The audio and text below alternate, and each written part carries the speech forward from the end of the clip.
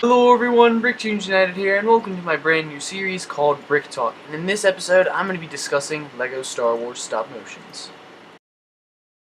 Alright, so I'm going to start off with a little bit of history for LEGO Brickfilms in general. And they started out in the 1970s through the 1980s.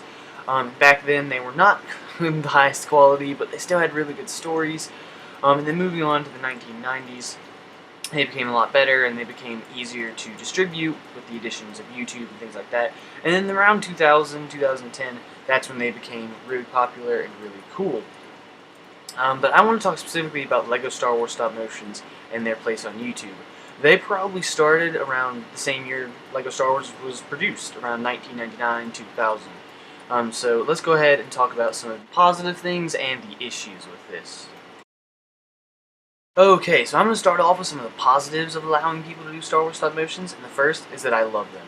I love LEGO, and I love Star Wars, so when you put them together, it just becomes this beautiful thing. And I think allowing people to do their own creative takes on Star Wars, their own fan films and things like that, that's great. And even doing your own series, that's something that appeals to me, like your own TV show. I also really like how they introduced new ideas to Star Wars, maybe new weapons, new characters, new locations, things like that, that expand the universe and dive into things that the movies may never even touch on. But that's it for the positives that I can list here. I'm sure there are many, many, many more, but let's go ahead and take a look at some of the issues. Alright, so now it's time to take a look at that not so pleasant but much longer list of issues that come along with the LEGO Star Wars stop motion process.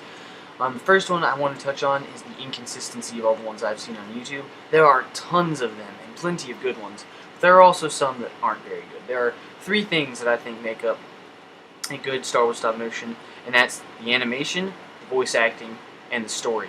Some of them have very bad stories but good animation and voice acting. Some of them have bad voice acting but good story and animation, and it keeps going, etc., etc. But there are very few of them. And the ones that do have this, I will list at the end of the video and in the description, so be sure to check those out. But there are very few of them that meld all those things together in perfect harmony and make excellent stop motions. Now, of course, this could be based on opinion. Someone could like a lower frame rate or a bad story. I don't know who would, but those are the main issues that I have with it, and there are so many of them on YouTube. Another issue is the lack of them that's been coming out lately.